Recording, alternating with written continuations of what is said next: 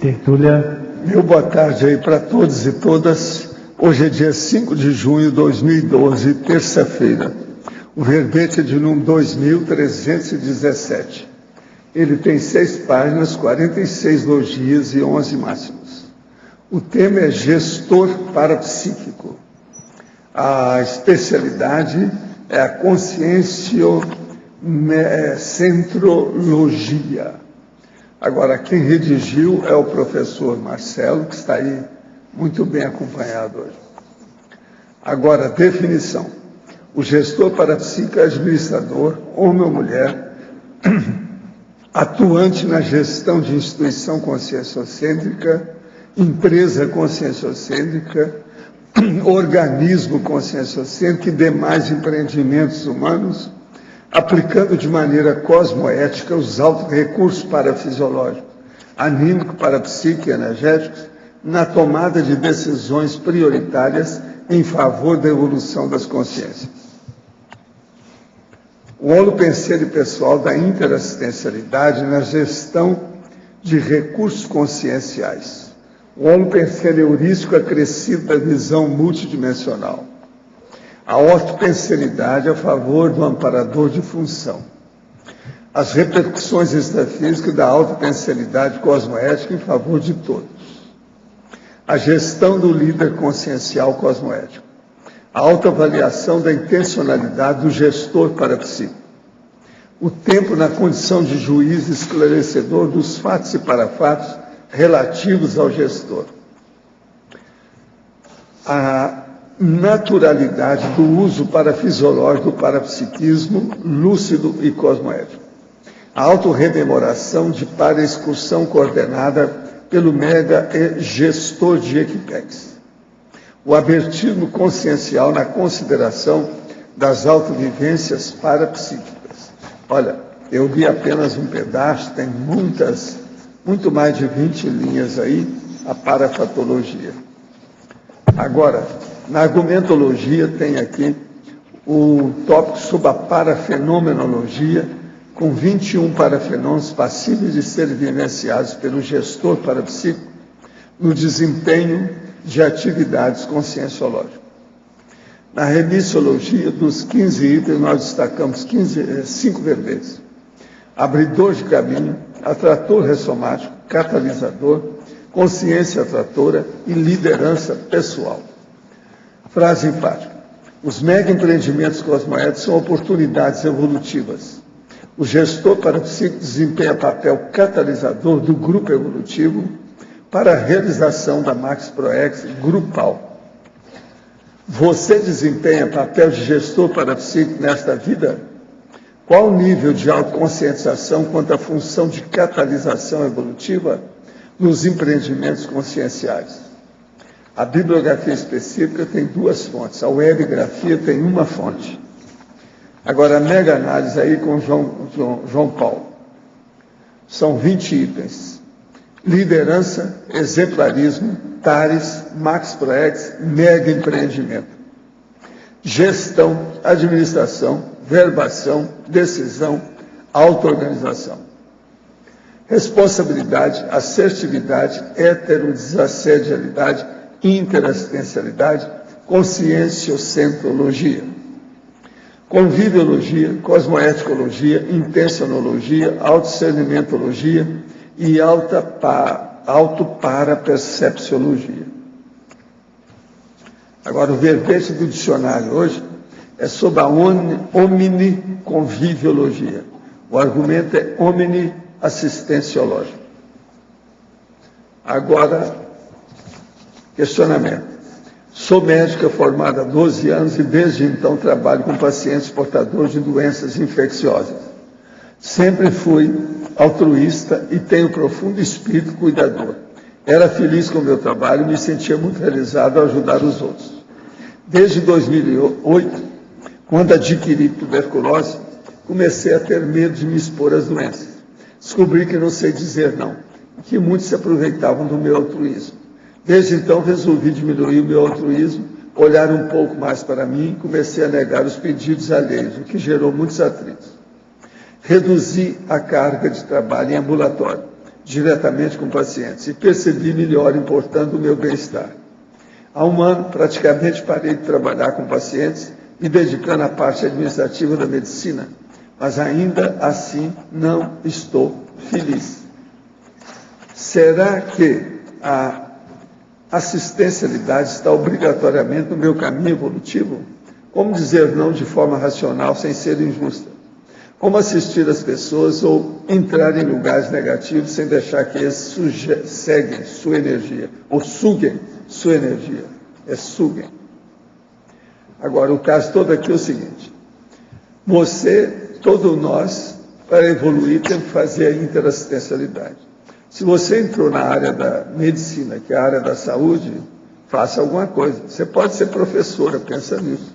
Pode trabalhar na administração, ajudando os outros. É atalhos, é assistência. Professor, li recentemente a respeito do paquistanês Saim Mumtaz, 21 anos de idade, que nasceu com uma alteração que fez sua cabeça, mãos e pés crescer de forma normal, sendo chamado de homem-elefante. Esse caso poderia ser de um desajuste entre a paragenética de uma consciência extraterrestre, ressomando um soma com a nossa genética, causando assim essa alteração teratológica? Pode ser, mas teratologia, às vezes, tem muitas razões de ser. Tem muitas hipóteses. Isso aí é difícil de ver. Tem que ver do ponto de vista extrafísico. Professor, tenho 25 anos e sempre que vou fazer exame sanguíneo, recebo vacina ou medicamentos através de injeções. Sinto mal-estar, taquicardia, tonturas, alterações visuais, palidez, sudorese e desmaio. Fico no máximo 2 minutos acordado e recomponho-me aos poucos. Em alguns casos, até mesmo imaginando que algum objeto perfurou meu corpo. Tenho esses sintomas. Vou fazer uma bateria de exame para tentar descobrir se há de fato alguma patologia relacionada. Como conseguimos superar nossas fobias? Devo trabalhar algum processo retrocognitivo para encontrar a origem desse problema? Não. Seu caso é EV. Vai cuidar da energia que esse medo acaba. Estudo aí criou um processo de uma síndrome, que é, no caso aí, uma fobia. É o povo que não pode tomar injeção. Aqui mesmo nós temos gente assim. E às vezes já tem mais de 40 anos e parece uma criança. Então, veja, é preciso dar um jeito. A primeira coisa é dominar a energia, é EV.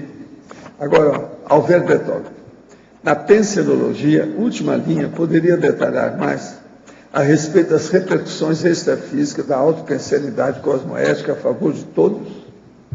Sim, aqui a gente quis dar um destaque para o efeito do autopensene do gestor dentro do grupo e desta postura, né, que poderia até ser chamada de uma técnica, a técnica de pensenizar a favor de todos de maneira cosmoética. Porque na hora que você está na liderança de um grupo, isso gera uma repercussão energética a partir do que você pensa. Então vem um contrafluxo, às vezes, do desassédio do trabalho que precisa ser feito, e o gestor ele tem que estar com essa postura íntima de pensenizar cosmoeticamente a favor de todos, evitando muitas vezes tomar partido, né? Então ele tem que chegar com um certo nível de isenção no contexto para verificar qual que é a situação que tem que ser resolvida e qual é o melhor posicionamento naquele local, naquele momento, com aquelas pessoas. Então cada caso é um caso, né? Não vai ter uma fórmula, uma regra para fazer desassédio. Na neossinapsologia, página 30, o gestor parapsíquico adquire as paraneossinapses da gestão parapsíquica aplicadas no cotidiano durante o seu recente curso intermissivo ou através do paramicrochip? Olha, eu penso que esse foi um tema que nós estudamos no extrafísico. Então lá nós estudamos mais sobre a administração conscienciológica, chegamos aqui e encontramos uma série de teorias sobre a administração convencional, e aí muitas vezes nesse contato com essa teoria da administração convencional, as pessoas elas tentam colocar a conscienciologia dentro da administração convencional, o que não vai caber, porque a conscienciologia é muito mais ampla. Então há todo um esforço para desenvolver novas sinapses de como aplicar a conscienciologia, a consciencialidade no dia a dia da gestão, seja dentro de uma empresa convencional que a pessoa trabalha, seja dentro das ICs ou instituições conscienciológicas. Alberto Betógrafo, em efeitologia, página 30, poderia comentar o efeito Hulk frente às pressões extrafísicas? Isso eu dei esse termo porque é uma sensação, né? A pessoa ela está, às vezes, diante de um grande evento, por exemplo, vamos fazer um congresso internacional, e todo grande evento da Conscienciologia, ele gera grandes repercussões extrafísicas também. Então, há uma pressão decorrente desse evento, há uma pressão das inter-relações das pessoas que estão trabalhando dentro da consecução desse curso, desse congresso, e diante dessa pressão, à medida que o gestor parapsíquico ele consegue se afinizar com o amparo de função, com o amparo do trabalho que está sendo realizado, ele tem a sensação de ser um Hulk, né? Aquela figura forte, cheia de poderes, enfim. Então ele tem um efeito de um sustentáculo, um apoio maior frente a essas pressões decorrentes do trabalho que está sendo realizado. Então eu chamei de efeito Hulk, né? Ele se sente, naquela hora tudo pode, né? Com aquele apoio dos amparadores, vem qualquer coisa que eu estou topando, né? Vem quente que eu estou fervendo, mais ou menos isso. Agora eu quero dizer aqui para a nossa amiga que lá da Intercamp, que tem conflito lá com certas pessoas, que nós vamos colocar o seu pedido na TENEPS, para ver se ajuda todo mundo, ok? Agora eu entrego então, Marcelo, para você, ó, meu chefe. Marcelo, tudo bem? Na fatologia, a terceira linha de baixo para cima, a postura do super aprendentes com oportunidades de resoluções grupo kármicas. Podia ampliar, por favor? Sim, então aqui a postura de sempre aprendente com as oportunidades de resoluções grupo kármicas.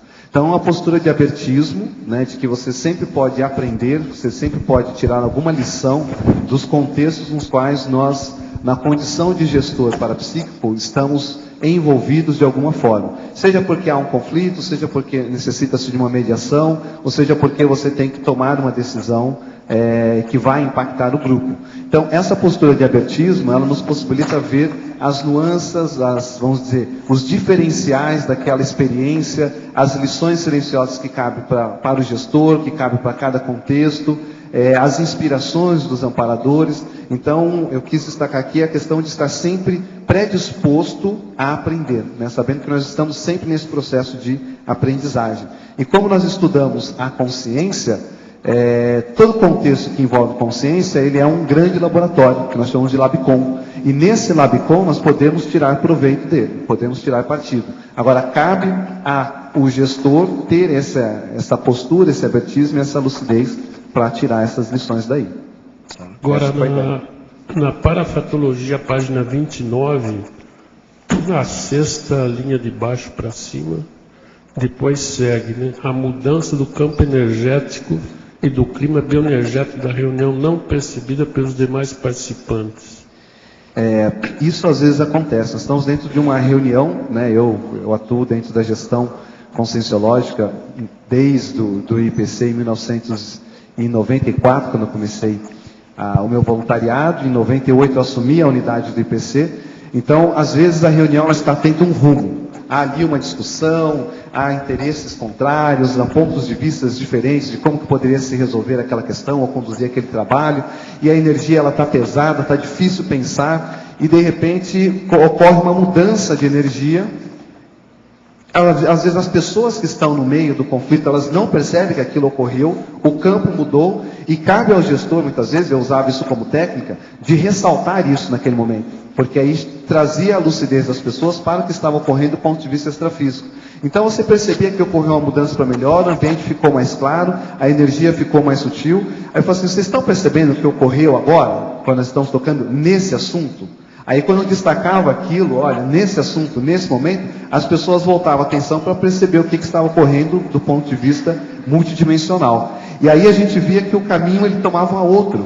Como que aquele ponto foi onde furou a bolha do assédio, da pressão, e os amparadores conseguiram mudar aquela energia, e aí as pessoas começavam a pensar diferente e tomavam outro rumo. Então, esse destaque eu acho que é uma técnica bem interessante, e é uma técnica conscienciológica de mudar o rumo da conversa quando ela está entornando. Tá, obrigado. Hein? Marcelo, diga. Em parafatologia, na página 29, na terceira linha, você fala da responsabilidade do gestor parapsíquico pela delegação de tarefa, levando em consideração as retrovidas do voluntário. Você pode falar um pouquinho melhor como você faz isso? Tá. Aqui, sempre que a gente vai delegar numa tarefa, às vezes até fazer um convite providencial, né, com o verbete da professora Adriana, a gente tem que levar em consideração o perfil daquela pessoa, né? O perfil, as experiências, as tendências que essa pessoa tem, os resultados que ela já demonstrou em tarefas anteriores. Então, quando você está fazendo essa reflexão e pensando na pessoa, eu vou chamar essa pessoa para assumir essa liderança, assumir essa nova tarefa. Mas qual é o estofo que ela tem? Quando você começa a pensar no perfil, na tendência, nos resultados que ela teve, nos momentos que você a viu amparada, no momento que você a viu desamparada, você está entrando no holopensene, no matripensene da pessoa. Isso você está fazendo um rapport com as retrovidas. Porque o que a pessoa apresenta hoje nada mais é do que um resultado de tudo que ela construiu ao longo do tempo. Pode ser, e eu já passei por essa experiência, de encontrar colegas meus de curso intermissivo, que hoje eles eram apenas um rascunho do que eles eram lá. Ou seja, você chega, você olha para a pessoa, você vê, você sente, você identifica, você reconhece que ela é muito mais do que ela está conseguindo apresentar naquela hora. Então, você tem que levar em consideração essas parapercepções que você tem no momento que vem o nome de uma pessoa, que você vai convidar, que você vai indicar para alguma tarefa conscienciológica mais séria. É essa técnica que eu uso, ou seja, eu uso a sinalética, a percepção energética, a assimilação, o detalhismo no comportamento da pessoa, na própria memória do que eu já vivi com ela, assim que eu faço. É só mais uma coisa, ainda em parafatologia, na página 28 dessa vez, na segunda linha, você fala da autorrememoração de para-excursão coordenada pelo gestor de Equipex. Você pode dar algum exemplo, contar alguma experiência? O mega gestor de OFIEX, de Equipex, é do dicionário de argumentologia, de argumentos da conscienciologia, do verbete OFIEXologia. Ele é o evoluciólogo. Eu tenho, assim, alguns flashes, e isso desde que eu era mais novo, de ter participado de alguma coisa nesse sentido. Então, como que eu via a rememoração que eu tinha? Chegava uma pessoa, tinha um grupo de pessoas na frente, é como se ela expandisse a energia, englobasse todos nós, e com a força do pensamento ela mudava, ela transladava todos nós para outros locais. Então, eu penso assim, que muitos de nós no extrafísico, foram flashes que eu tive recorrentes na minha infância, depois eu tive mais na adolescência, e aí quando eu conheci a conscienciologia, eu vim entender e associar com essa excursão, essa para-excursão. Então nós tivemos muitas vezes essa para-excursão, em que sentido? De poder mexer com a nossa memória e trazer exemplos diferentes que pudesse fazer com que a gente refletisse com mais profundidade, né? Em função do nosso passado, que a gente já fez, e poder compreender situações, às vezes, condições de consciências que estão numa condição pior do que a nossa, refletir sobre aquilo e aprofundar essas reflexões para quando chegar aqui, ter aquela semente, aquela ideia inata daquilo que às vezes não é para você.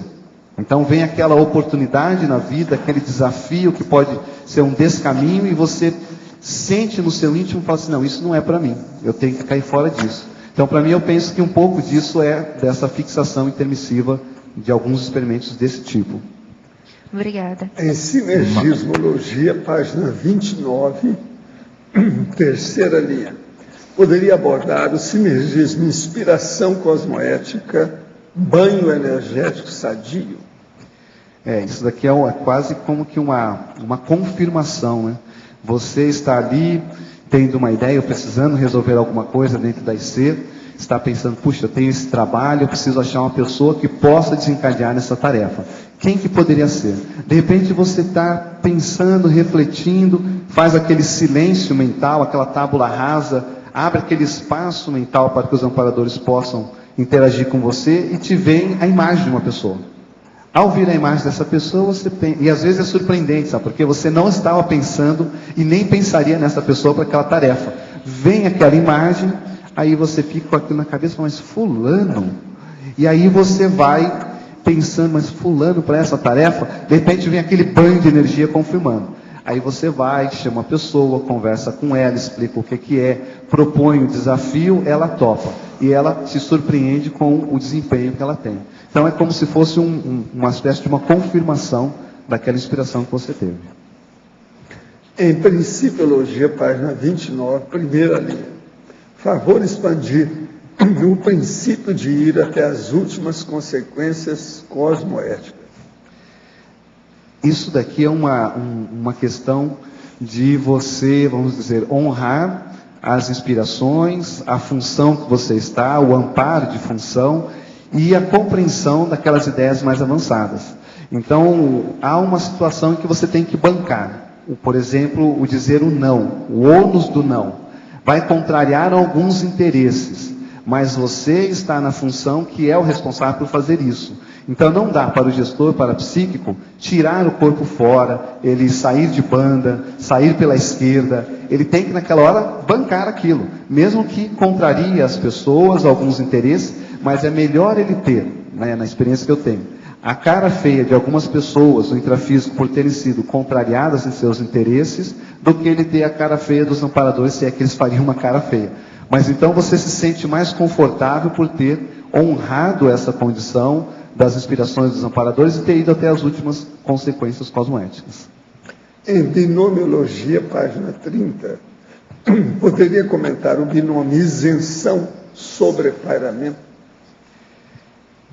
Esse binômio, eu penso que é um exercício constante que a pessoa, o gestor, quem está na liderança, na frente na liderança de algum trabalho dentro da Conscienciologia, ele tem que ser, vamos dizer, praticado. Por quê?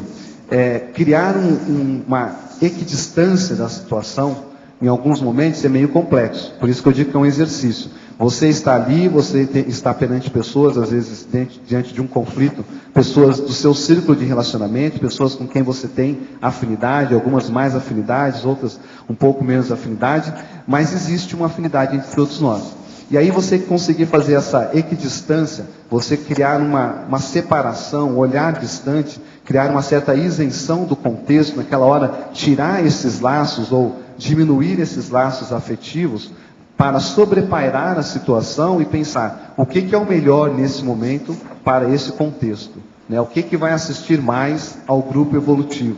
Então isso eu digo que é um exercício, você fazer essa isenção e conseguir sobrepairar. Parafatologia, terceira linha, de baixo para cima.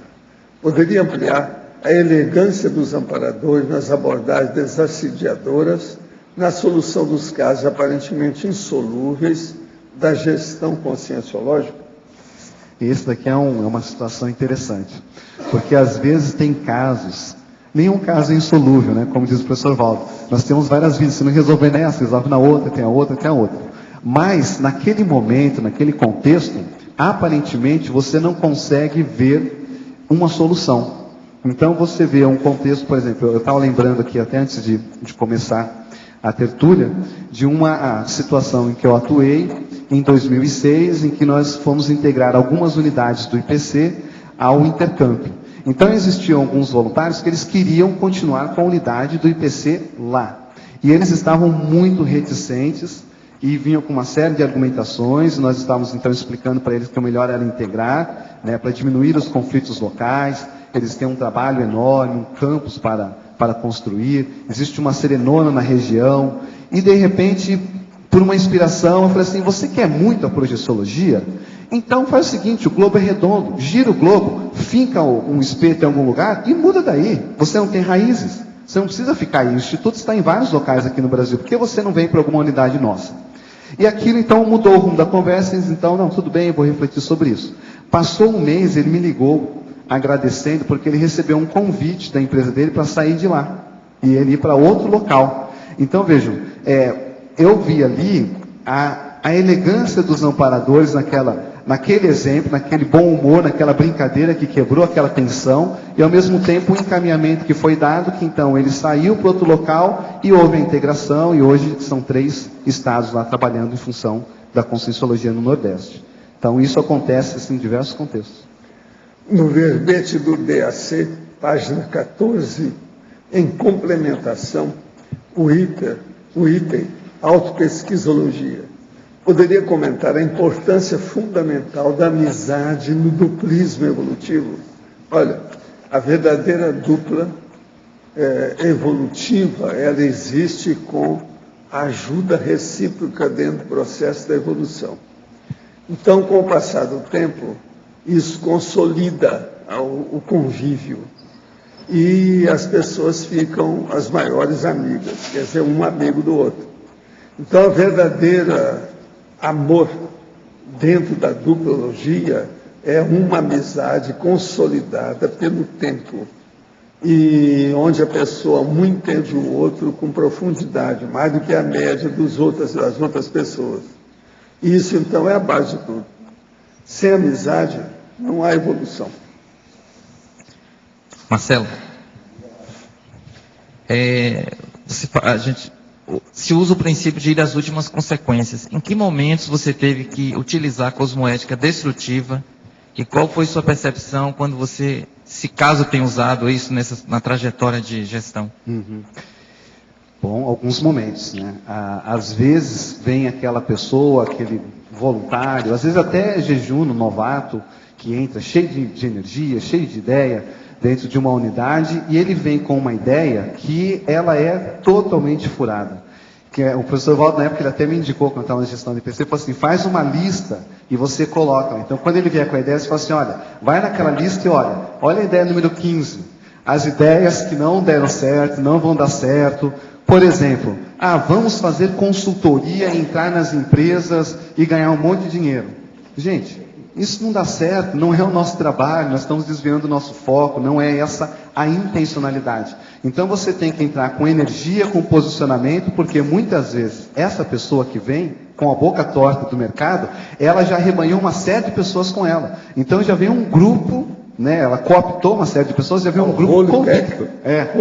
O rollback intra e extrafísico para distorcer o trabalho que está sendo feito. Então você tem que entrar com tudo, bater na mesa, falar não, e aí a hora que faz isso com sinceridade, com energia, com cosmoética, há um espanto, um desfazer a roda, que aquelas pessoas que foram cooptadas, elas ficam mais lúcidas, logo elas mudam de intenção. Se a outra pessoa está mal intencionada, ela não aguenta ficar no nosso trabalho. O próprio Holopensene da Conscienciologia, das instituições conscienciocêntricas, acaba expurgando. A pessoa se afasta, ela vai tocar a vida dela, não continua.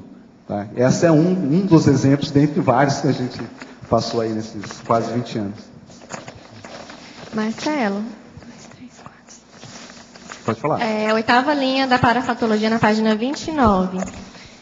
A autopermissão lúcida de ser inspirado pelo amparo técnico de função a partir do foco nos interesses interassistenciais grupais. Me fala assim, como acontece essa autopermissão lúcida da inspiração? Se tem uma técnica específica, como funciona? Sim. Aqui eu procurei destacar a questão da autopermissão, por quê? Se o gestor, o líder, ele ficar muito em si mesmado, ele pode não dar espaço para o amparo técnico que ele tem, o amparo de função.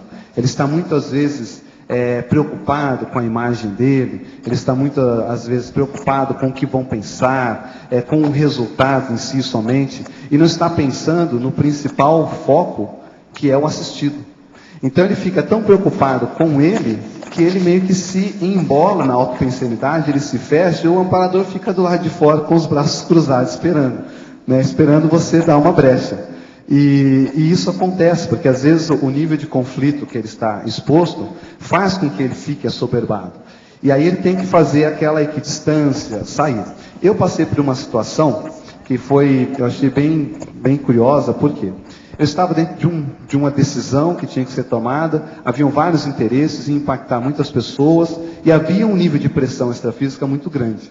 E eu com aquilo pensando alguns dias. Aí eu sou professor universitário, então chamaram os professores para irem para o auditório, o teatro da faculdade, que ia ser lançado o primeiro diretório acadêmico de administração aqui de Foz do Iguaçu. E eu estou lá sentado, vendo os meninos empolgados, falando errado lá na frente, mas assim, com uma empolgação, uma felicidade que estavam lançando o primeiro diretório acadêmico, e aquilo eu me desanuviei. Eu saí daquele pensamento, daquela ideia mais fixa sobre aquela decisão que precisava ser tomada. Naquele momento eu tive a inspiração do que poderia ser melhor para o grupo.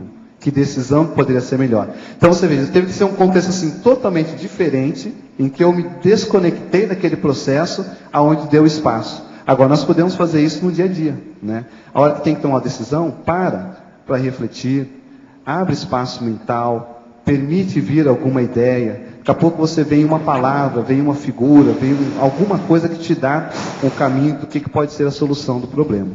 Tá? Então é uma autopermissão. Eu entendo assim. Marcelo. Diga lá. Aqui no B, na página 29, na principiologia, tem ali, o princípio utilitarista, a felicidade do maior número é a medida do certo e do errado. Queria que você falasse um pouco sobre isso. Pois é, esse teórico aqui, o Jeremy Bentham, ele sempre me chamou a atenção.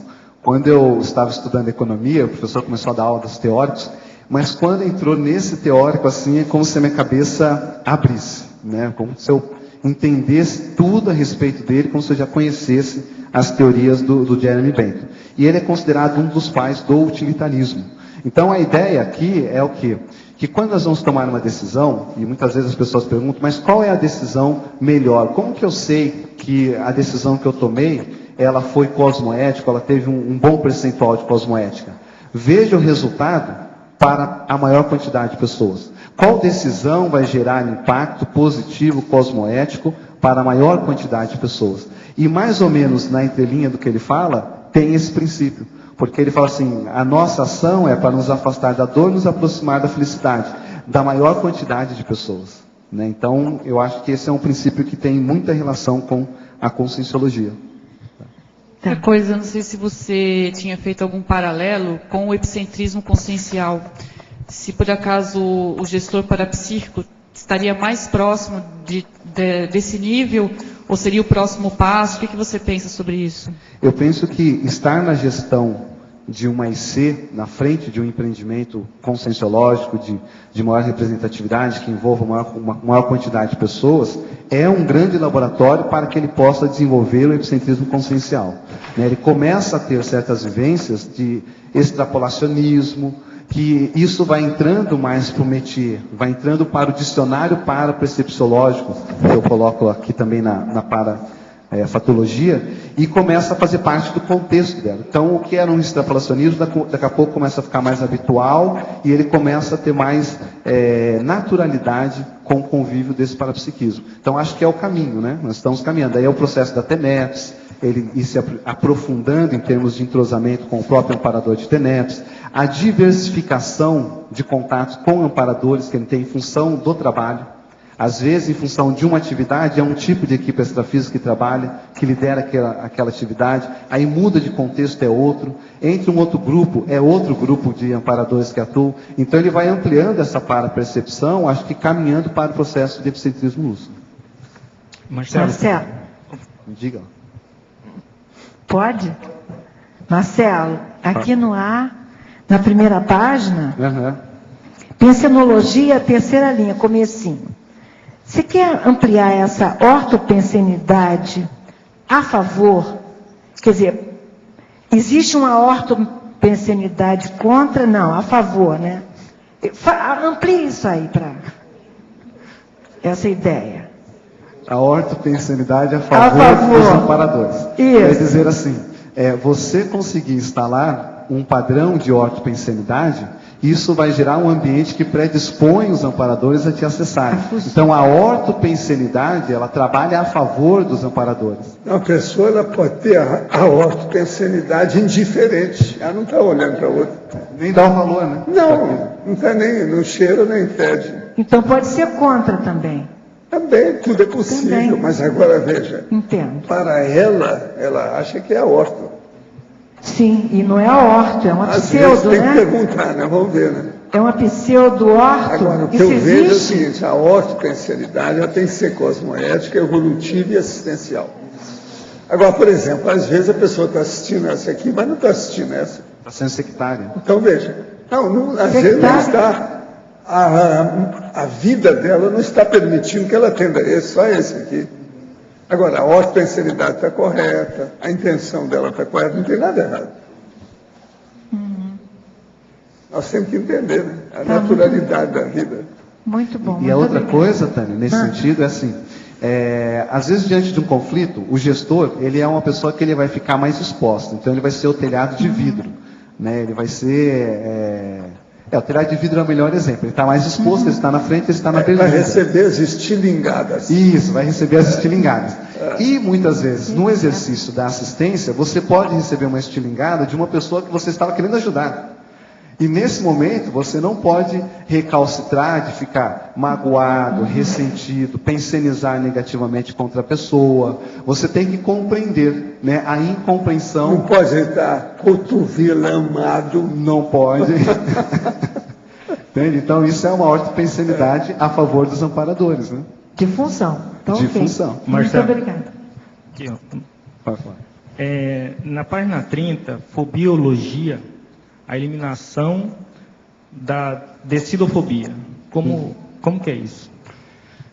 Você tem que tomar uma decisão. Essa decisão, ela é crítica. Ela vai gerar mudanças.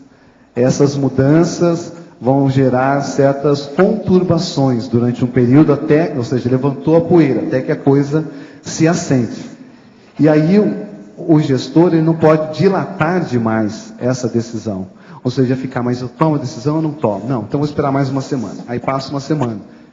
Aí ele pensa novamente, aí passa mais uma semana. Aí ele pensa outra vez. E ele vai dilatando essa tomada de decisão.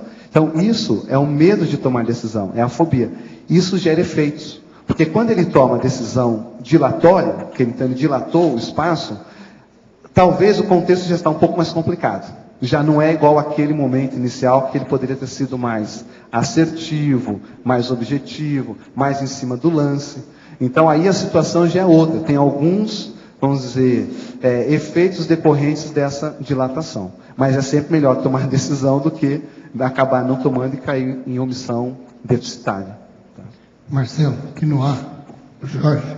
Pode falar. Aqui no Fatologia, eu queria que você desse uma expandida, mas se você conseguisse juntar os 3 últimos itens da Fatologia, começando com a postura e acrescentando aqui 2 coisas, se você pudesse falar a respeito, a questão do gestor, quando ele é gestor de destinos, gestor, inclusive na questão da empresa comum, né? Sim. Porque também existe todo o parapsiquismo lá.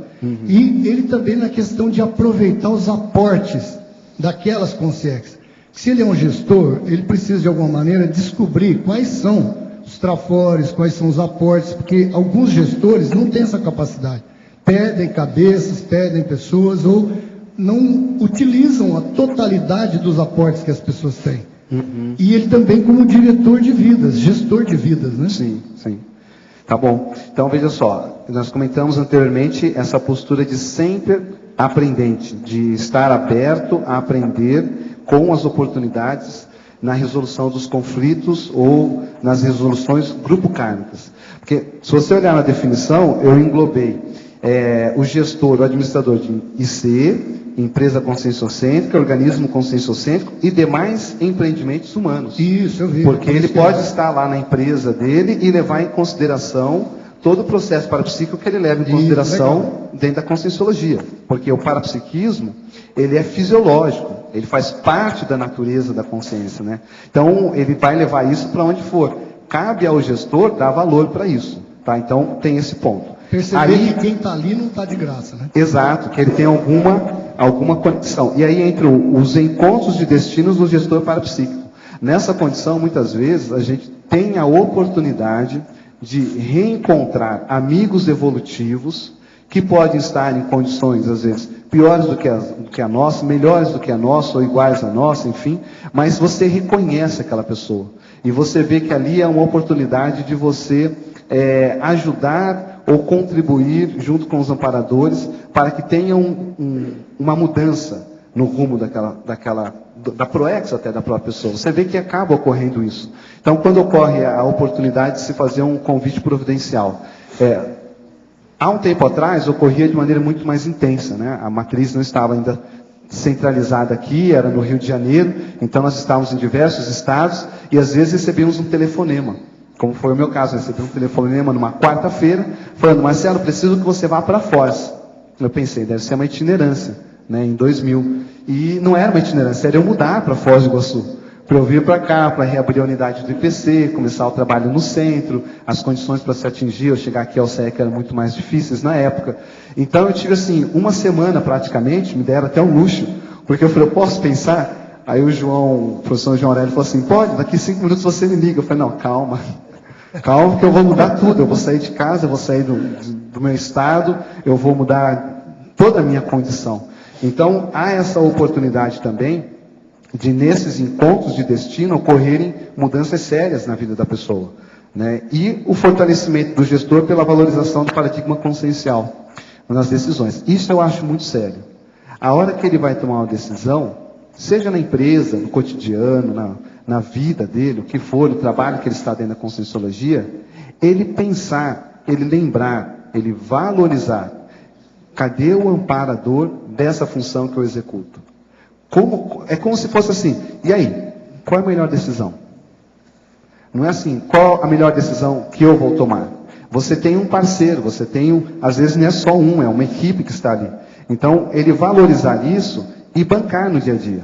Né? Eu atuei mais ou menos 2 anos aqui, numa empresa, uma empresa conscienciológica, aonde todas as minhas vivências parapsíquicas eu levava em consideração, seja na seleção de uma pessoa que chegava, seja na decisão em relação a um projeto, eu levava as minhas impressões, eu falava, olha, eu estou sentindo que esse negócio aqui tem tal coisa, aí tem boi na linha, é bom a gente jogar energia, é bom calçar isso, é bom ver tais detalhes. Então você expande todo esse instrumental parapsíquico que a gente utiliza e valoriza dentro dos cursos da administração conscienciológica para o seu dia a dia, seja para a sala de aula, eu na condição de professor universitário, ou como gestor dentro de uma empresa convencional ou conscienciológica. Então vejo que essas 3 coisas elas estão muito juntas, né? E aquela questão que eu te falei dos aportes, sim. Eu lembro até que a Cristina Aracaki comentou que ela nem queria mexer mais na faculdade de Direito, com Direito. Uhum. E o professor Valdo pediu para ela que entrasse no Direito. É. Aí o Oswaldo até comentando comigo aqui a questão do financeiro, está muito ligado aí. Então é um aporte que a pessoa já tem nessa vida e às vezes de outras vidas. Que muitas vezes, não sei, parece que às vezes alguma IC aqui não reconhece, não consegue ver, não aproveita isso. É um pouco a função do gestor, Jorge, saber, vamos dizer, demonstrar isso para a pessoa. Ou ajudar com que ela valorize esse talento que ela tem. Então isso entra a percepção do gestor na hora de olhar as pessoas para alocar a pessoa certa, com o perfil certo, no local certo, no momento certo. O gestor que consegue ter essa percepção, ele consegue ver naquela pessoa que está ali, escondidinha, apagadinha, mas que ele é muito bom de organização, na pessoa que vai ser o fulano de tal, que vai cuidar de toda a agenda de programação, de itinerância da instituição. Porque aquele trafor que nem a pessoa às vezes está valorizando, na hora que ele é valorizado pela função e pelo gestor, ele acaba, vamos dizer, reluzindo e mostrando para que ele veio. Isso aí. Né? A pessoa mostra a que ela veio. Então é muito importante, eu até coloquei na extrangirismologia, a prática do coach evolutivo. Isso é uma espécie de um coach evolutivo. Você olha a pessoa, você vê o perfil e você, puxa, essa pessoa seria excelente para cá. Se ainda mais se combinar com aquela outra, essas 2 combinações aqui vai ser ótimo. Aí você convida um, convida o outro e aquela área deslancha. Né? Porque às vezes até a própria pessoa não sabe desse aporte, né? Isso às vezes eu vi muito também na gestão do IPC. Como a gente tinha várias unidades, chegava a hora que precisava mudar de coordenação. E o mesmo problema que passa aqui, vamos mudar o coordenador de uma IC. Aí todo mundo deixa cair um papel, cai no chão, abaixa a cabeça, não é comigo, não tem nada a ver com isso. Aí a gente ia ver cadê a liderança, né? Então você tinha que olhar dentro daquela turma, ver quem é que tem autoridade moral perante ao grupo. Às vezes era uma pessoa que nem era tão notada, mas a hora que ela entra naquela função, ela se destaca e faz um excelente trabalho assistencial para o próprio grupo, para a instituição. Tá? Legal, Marcelo, obrigado. Marcelo? Diga. Que bom você estar aí para fazer os esclarecimentos e em cima do que você acabou aí de conversar com o Jorge, eu gostaria de poder entender um pouquinho do que você coloca aqui na maniologia. Como que um gestor, essa questão da fracassomania, para ele estar gestando, como é que é isso? Como que é isso, né? Então vamos lá. A superação da fracasso. Se você puder dar um exemplo. Sim, vamos tentar exemplificar isso daqui. Então, você coordenava uma área, e aí ali você era o gestor daquela área. Ou você coordenava uma unidade, por exemplo, vamos pegar exemplo o IPC, que foi onde eu tive uma parte da minha história aqui de voluntariado, e você atuava naquela unidade. Aquela unidade tinha 30 voluntários ou 40 voluntários, atendia mais 3 cidades, e de repente você é convidado a ser o gestor da instituição toda. Então você sai da responsabilidade de 30 voluntários para 700 voluntários, 17 estados, 60 e poucas cidades e 3 países. Então, nessa hora, você sente, pelo menos eu senti no primeiro momento, um certo friozinho na barriga. Então você olha e fala assim, e agora José? Né? Aí vamos enfrentar a situação, porque eu não vou saber se eu dou conta se eu não topar a parada e colocar o melhor dos meus altos esforços para fazer aquilo. Então, esse exercício é um exercício de superar, talvez, aí eu, olhando na minha situação, contextos no passado em que a liderança ela foi mal utilizada. Então, vem aquele frio na barriga, não é muitas vezes porque eu não sou capaz, mas puxa, que responsabilidade. A responsabilidade de como que você vai atuar hoje, que precisa ser diferente do passado. Foi nesse sentido eu acho que a palavra fracassomania, ela ficou muito forte aí, não sei, talvez. Mas é que na reflexão extrafísica, a hora que a gente volta lá para a dimensão extrafísica, você vê que você foi um líder autocrático. Entendi. Você, entendeu? É um fracasso. Você pensa naquilo e fala assim, puxa, eu tive toda a oportunidade de fazer assistência e eu, ao contrário, né? Acabei Falta de cognição. Aí hoje vem um pouco esse exercício na superação dentro da liderança conscienciológica. Muito obrigada.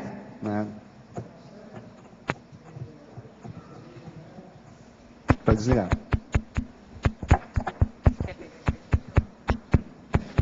Agora está ligado. Na parafatologia ali, a autorrememoração da paraexcursão coordenada pelo megagestor da Equipex. Isso daqui eu comentei. O megagestor da Equipex é o evoluciólogo. E eu tenho algumas rememorações assim, de infância, que ocorreram depois na minha adolescência, em que eu me via participando de grupos volitativos. Até quando veio a ideia de escrever a escola de projeção lúcida, uma das ideias que eu conversava com a equipe que estava escrevendo era essa, assim, puxa, essa escola talvez no futuro chegue a criar grupos de consciências projetoras afinizadas e que possam ser grupos volitativos, que eles vão e fazem volitações em conjuntas. Então, uma das atividades que eu penso que é proporcionada, dependendo da necessidade, lógico, para o intensivista, é fazer essa paraexcursão, ir a outros locais, às vezes a outros planetas, ou visitar outros locais, guiados no sentido de aprendizado, de aprofundar a reflexão, de servir de exemplo para que ele possa vincar algumas questões, algumas ideias na aula-memória. E quando chegar aqui no intrafísico, isso ser aquela cápsula do tempo que ela, diante daquele contexto, é como se ela abre e você tem uma nítida certeza que você não deve fazer aquilo ou que você deve seguir tal caminho. Ainda na parafatologia, na página 29, terceira linha. A responsabilidade do gestor parapsíquico pela delegação da tarefa, levando em consideração as retrovidas do voluntário. Isso.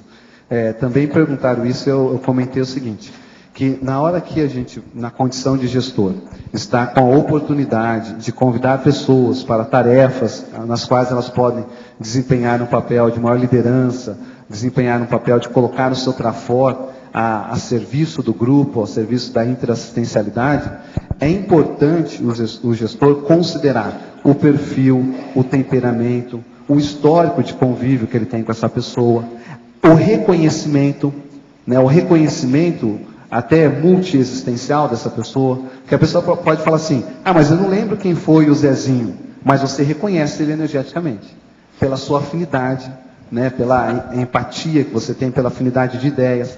Então isso tudo ele está considerando o processo holobiográfico daquela pessoa, naquele convite para aquela função. Mesmo que o voluntário às vezes não se identifique ou não veja, digamos, a possibilidade de um bom desempenho naquela função? é uma das coisas mais comuns. Você convida e a pessoa fala assim, ela olha para trás, olha para o outro lado, fala, será que ele está falando do meu amparador? Não, é você, fulano, você não topa? Não, Silva, convida outra pessoa, eu não estou para isso. Aí você tem que explicar com calma, tem que mostrar por quê, o aprendizado que ela teve, por que naquele contexto ela é melhor, a experiência, a representação perante o grupo, até cair a ficha. Quando a pessoa cai a ficha, ela entra no trabalho, ela desempenha um excelente trabalho. Então isso é muito comum da própria pessoa não reconhecer esse traço, ou os traços, né?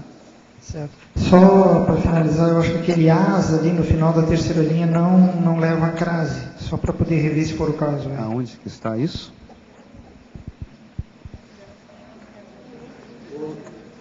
Em consideração às retrovidas do... Tarefa levando em consideração a asa, levando em consideração as. Quem leva em consideração alguma coisa. Podemos rever. Algum expert aí? Cadê o Eucárdio não veio hoje. O Eucárdio não veio? Não. Em consideração às retrovidas do... Nós vamos rever, vamos dar uma olhada nisso. Vou anotar aqui. Marcelo. Diga. Aqui na letra A. Pode Bem falar. aqui, atrás de você. Aqui. Ok. Tudo bem?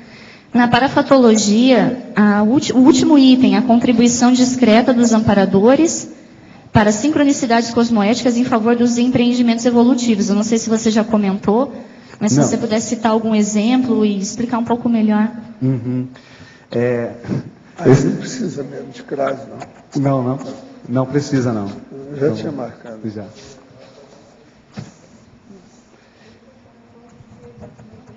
Pode ser, mas... Pode falar lá.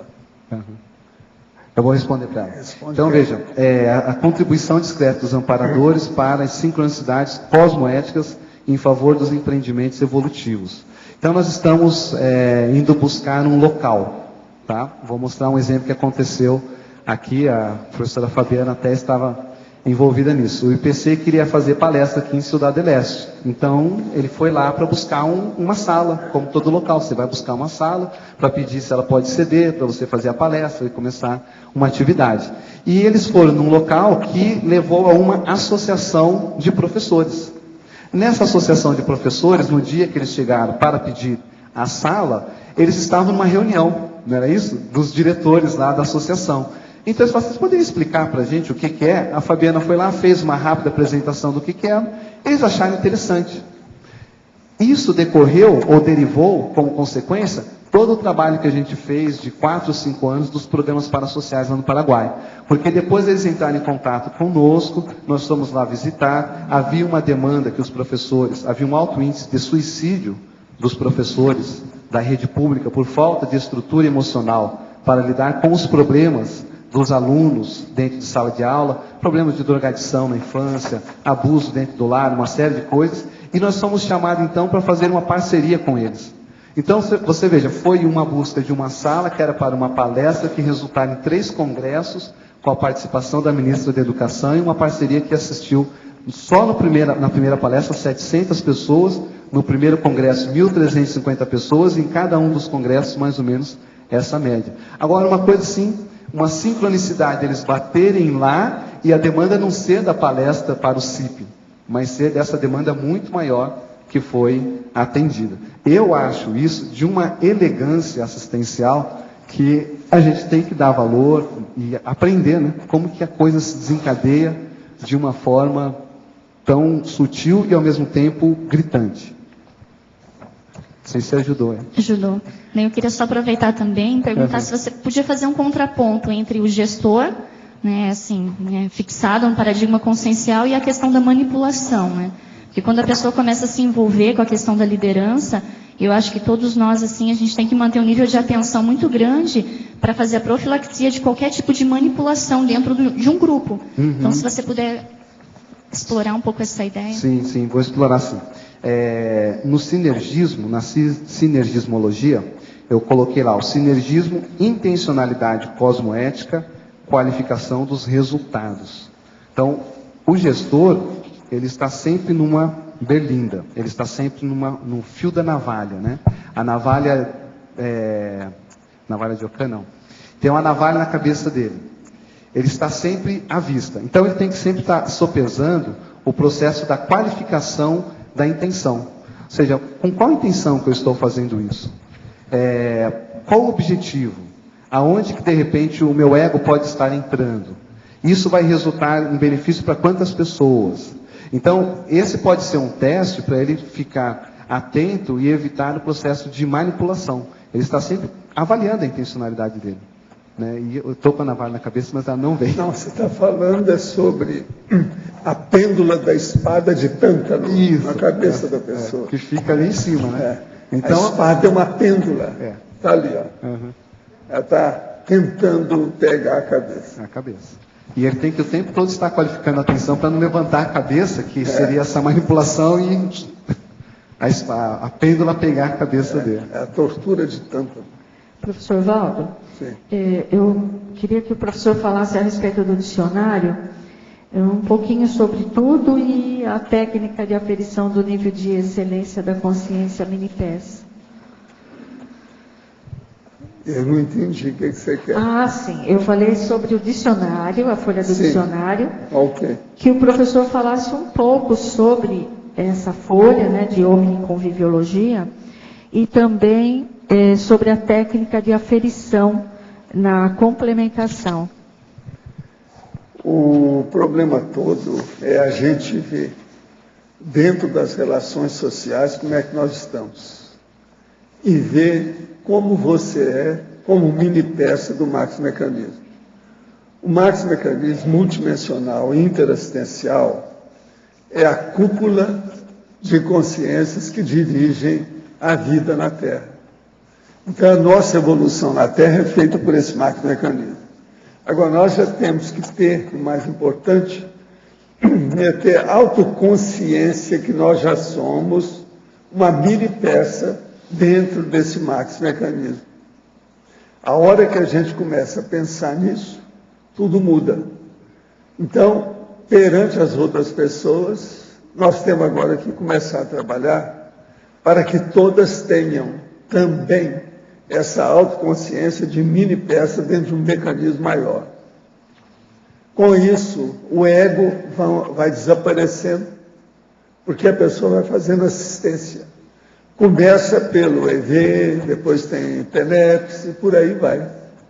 Esse é o caminho. Agora, nós temos que lembrar que não se evolui, não é possível evoluir sem esse convívio, sem as amizades, sem as companhias evolutivas. Então, nós temos que estar em paz com esse povo. Agora, é muito difícil estar em paz com todo mundo. Então, a gente tem que estar em paz, em primeiro lugar, com a própria consciência. Depois, com as pessoas mais chegadas a gente. Isso é que é o mais importante, por enquanto. Quando a gente começa com uma situação dessa, os amparadores ajudam, a gente trabalha como mini peça, aquilo funciona, tem efeito, dá resultado, vem produtos evolutivos. Então, a gente melhora dentro da escala evolutiva. Então, omniconviviologia. Nós temos que conviver o tempo todo com muita gente, não tem saída. Como eu sempre falo, nosso grupo evolutivo tem milhões de consciências. Ninguém é isolado, ninguém deve ser autista, ninguém é uma ilha. Todo mundo tem contato com muita gente. Então, para ter contato, nós temos que ter paz, concórdia. Não pode ter conflito. Se tem conflito, não há contato. Aí tem a cisma, ou cisma, o processo de separação. Isso é que deve ser. O trabalho todo é esse. O que a gente procura impor ou expor aqui é isso. Então, por exemplo, existe a amizade doadora e a amizade receptora. Existe a consim serenona e uma consim epicom. Existe uma consim, que é mini peça do maxi-mecanismo, e existe uma consciex, que é da diretoria administrativa do maxi-mecanismo. Olha só aí você tem 6 tipos de consciência diferentes. Agora, nós temos que fazer atares para que maior número de pessoas com quem nós convivemos possa se transformar em mini peça.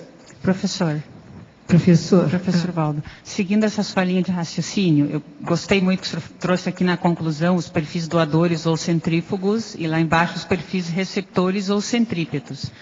Será que minha dúvida é assim, no momento que a pessoa consegue parar o pato pensene, cancelar de vez, cortar de vez, isso seria uma grande alavanca para ela conseguir se tornar efetivamente centrífuga? A hora que a pessoa acaba os conflitos mais sérios, é aí que ela evolui mais depressa. Okay. Até a pessoa ser conflitiva, ainda não está bom. Okay. Então, é aquilo que eu falo. Quer ver uma coisa prática? É o seguinte: se você ainda fica irritada, você ainda não chegou nesse nível. Então, eu devia chegar assim durante um ano e só falar em anti-irritação, anti-irritabilidade. Então eu ia perguntar, quem é que ficou irritado essa semana? Vamos ver quem é. Por que você ficou? Tem que acabar isso, não há motivo. Agora, a maior parte da irritação existe por algum processo egóico, egocêntrico. Alguma coisa que bateu na pessoa e que me lembrou, chateou. Agora, isso não tem motivo. Professor, pegando o gancho disso que eu estou falando, o que mais é comum, às vezes, acontecer é quando surge um problema na vida da pessoa e a pessoa esquece que ela é uma mini peça e ela foca no problema. E às vezes esse problema surge... ela volta ao bicho que ela era antes do curso intermissivo. Considere que a maioria de nós todos aqui éramos uns animais. Que predominava na vida da gente era animal. Com o curso intermissivo, eles chamaram a atenção e falaram assim, você não é animal, você é uma consciência. Você deixou de ser ameba. Entende? Que muitas vezes então a pessoa volta a ser ameba do jeito que era antes. Muitas vezes aquele problema está dentro do maxi mecanismo, né? Não é um problema, às vezes é uma solução. Não é, mas o problema é isso. Aquilo é a crise de crescimento que a pessoa precisa. Isso que eu quero chegar. O problema nosso é que nós não sabemos receber as crises de crescimento. A gente tem que saber acolher a crise de crescimento. Vem cá, bem-vinda você, eu vou fazer força aí para tudo estar certo e tal. A maioria não quer saber disso. Agora, por que fica irritado? Você vai conversar com a pessoa e fala, não, fica irritado pela ignorância daquela pessoa. Como é que ela não vê isso? Veja bem, isso não é razão de ficar com irritação. Nesse nível nosso, não há mais motivo de ter irritação. Você vai falar assim, essa mãe que está querendo bater no filho, está danada da vida com ele, está super irritada, subindo pelas paredes, está saindo fogo pelas ventas. O erro é dela. Quem é que é a mãe? É ela. Quem é que educa a criança? É ela. Não tem motivo de estar irritado. Por que ela não entende o filho? Agora, geralmente, aquele filho vem de trás, tem problema sério, às vezes uma tragédia atrás. Temos que entender. Por que não? Qual o motivo? Eu estava comentando com ela, quando ela chegou, que o senhor falou outro dia que o senhor carrega uma mala grande sem alça e não reclama. Me sinto muito bem. Às vezes eu perco o fôlego, então eles pensam que eu estou sentindo alguma coisa. Não, não estou. É o peso da mala. Aí você toma uma água ou faz uma reflexão, você melhora na hora. Faz parte do serviço.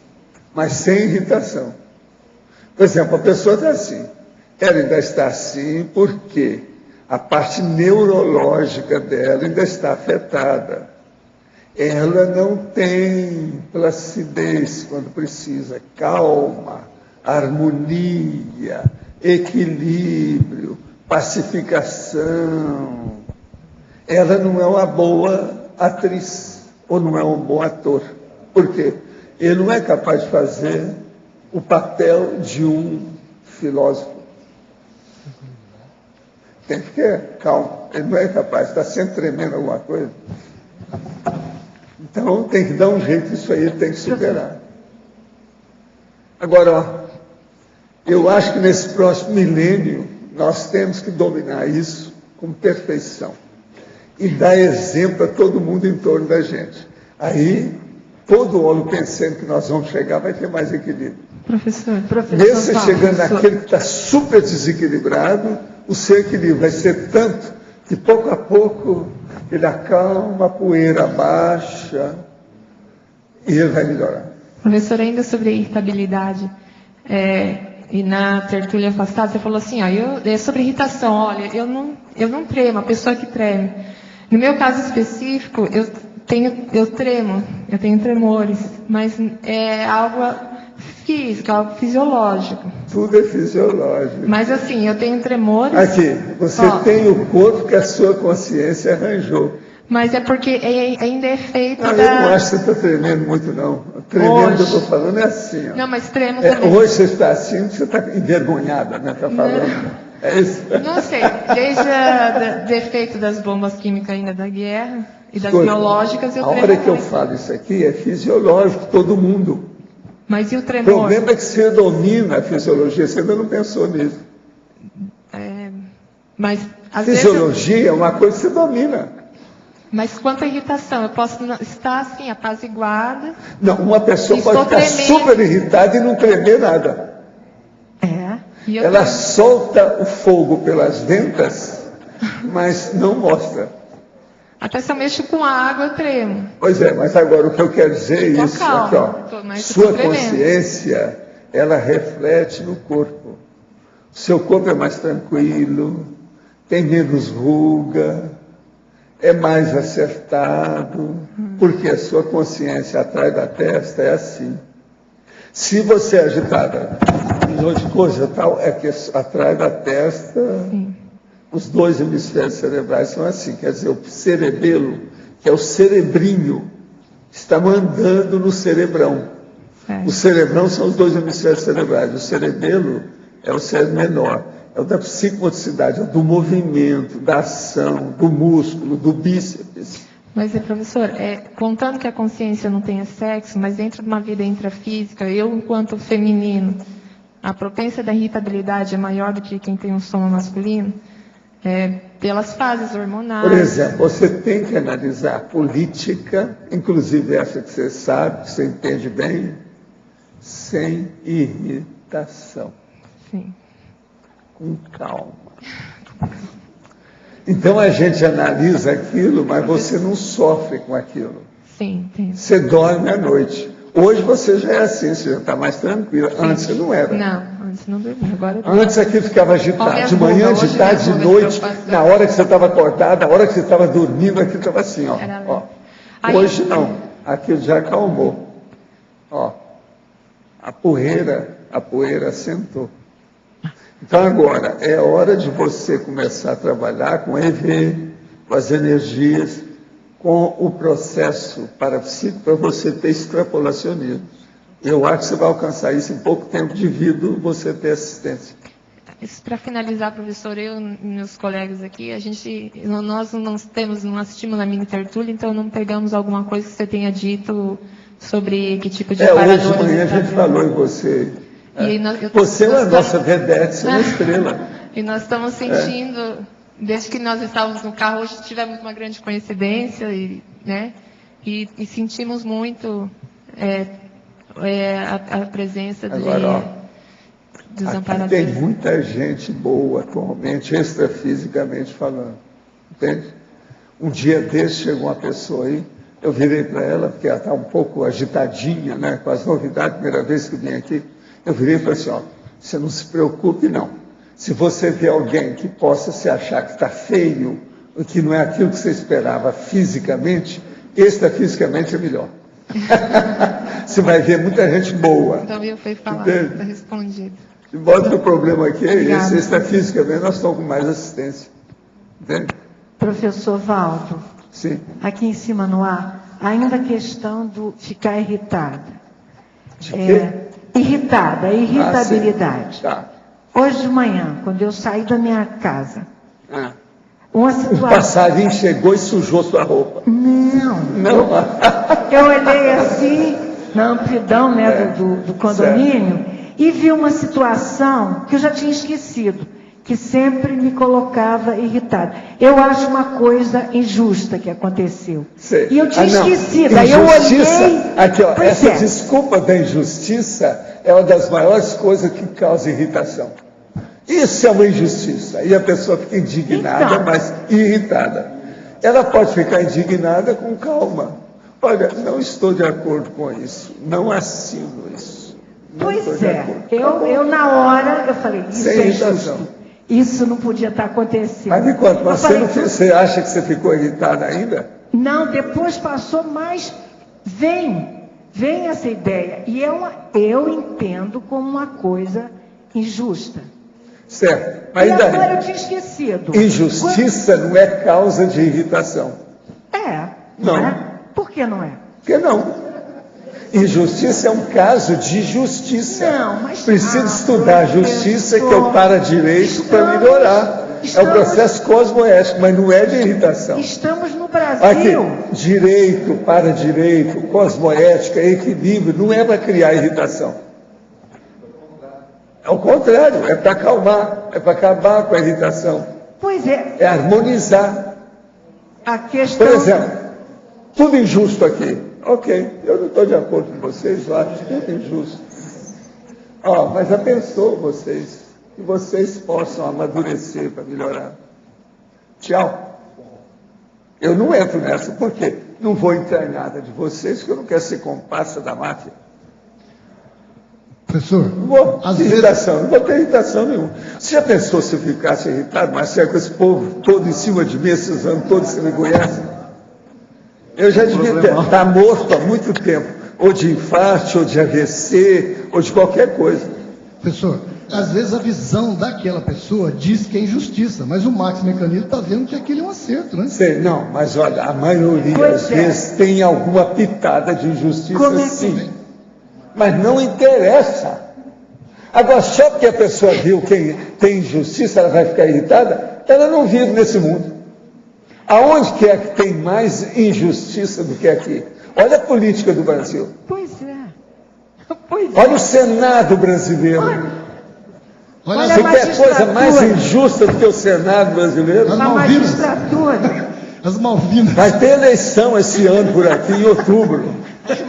As Vai eleger os Malvinas. prefeitos aí. Se for Olha deixar- bem as injustiças que vão cometer. Você quer injustiça maior do que o Supremo Tribunal Federal, que vive brigando entre eles? Agora, eu vou ficar irritado com eles? Não, tem pena. Agora, veja, jardins zoológicos, hotel, existe para muita gente. Por que o Supremo Tribunal Federal, vocês chegam para você e falam assim, nós queremos ser o Zootel. Pode ser, por que não? A injustiça deles.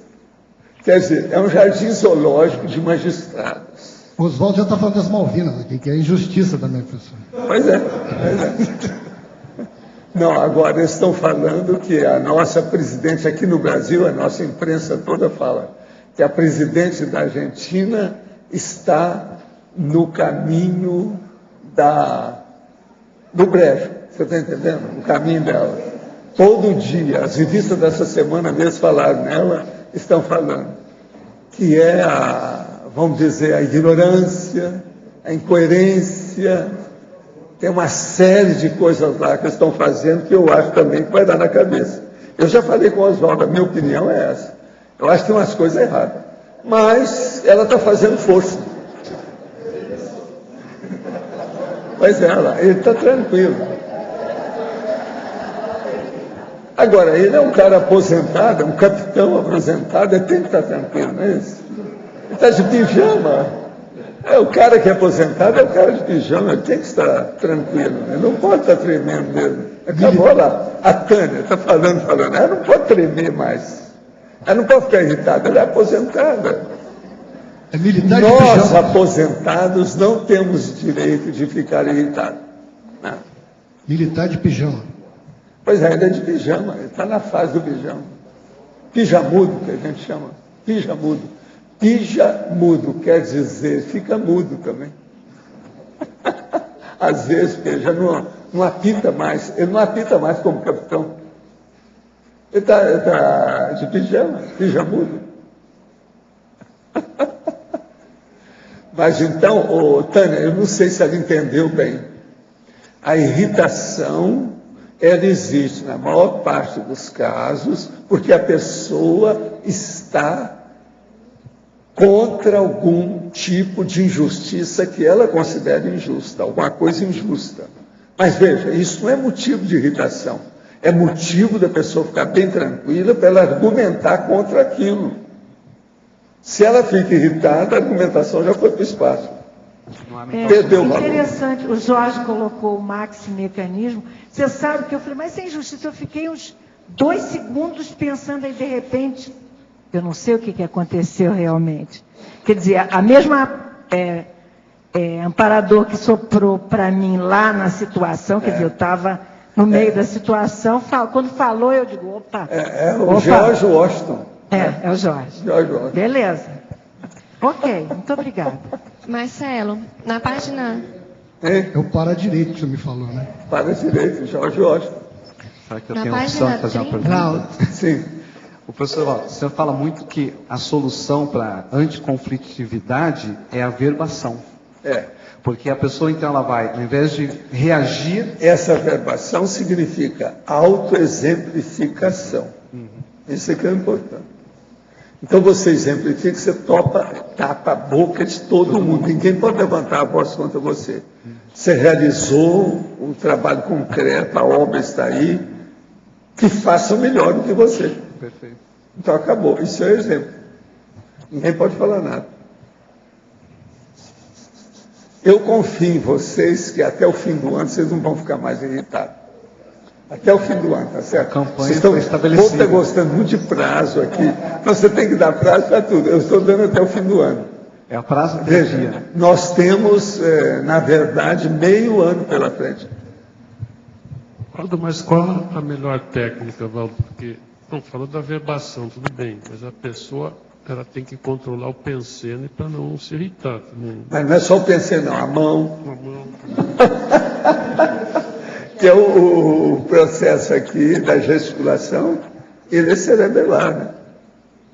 A psicomotriz. É uma coisa que tem que, com o tempo, controlar, não fazer isso. É com o tempo. Você tem até o fim do ano para você controlar. Arlindo, Vocês ficam de olho nele. Até dezembro, o Arlindo não vai mexer mais com a mão. Só vai mexer na hora que ele quiser. Ele fala, agora eu vou fazer meu gesto. Agora eu não vou fazer. Aí ele já controlou. Arlindo, uma técnica... Hein?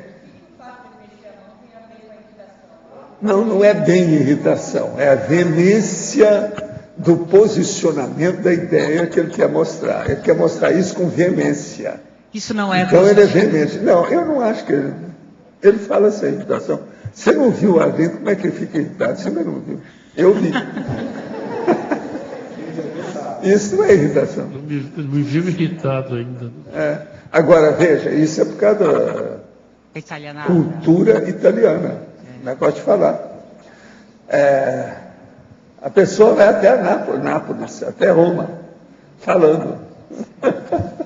Entendeu? Porque a cultura italiana, ela O tem italiano ele desgesticula mesmo para falar, é a veemência. Ele quer mostrar o histrionismo. Parece que ele está brigando, mas ele não é. Tem a piada do italiano que não sabia nadar e conseguiu... Pois é, ele conseguiu chegar a Roma. Arlindo, teve uma mini tertúlia, Arlindo, que o Everton ensinou a técnica do AA contra a irritabilidade. É uma sugestão de você tentar aplicar essa técnica, porque para mim funcionou, né? A gente brinca e fala, estou há 24 dias sem irritabilidade. E uma coisa interessante que me chamou a atenção, quando eu questionava em relação ao temperamento e tal, até o professor Valdo, todo mundo perguntando, quando eu questionava, ele falava assim para mim, isso é burrice, porque não tem lógica ficar irritado e tal. E eu comecei a questionar, falei, mas eu não sou burra, eu não sou uma pessoa burra, por que eu fico tão irritada? Todo mundo que fica irritado é burraldo, burrildo, burrói. Aí eu comecei, nesse questionamento, eu falei assim, não, se eu não sou burra, eu não posso ficar irritada, se a irritação é burrice. E aí, usar, juntando essas técnicas, essa questão de levar para o metansoma mesmo, entendeu? Questionar o porquê da irritação. Consequências da pessoa quando ela não fica irritada. A primeira coisa que aparece, ela se harmoniza, o holopensene dela e o micro-universo consciencial fica mais equilibrado e ela, pouco a pouco, adquire bom humor. Quando ela adquire bom humor, ela caminha para o otimismo. Esse otimismo leva para a cosmoética. Então fica o coque. Entende? Isso. Cético. O cético não precisa de ficar tremendo.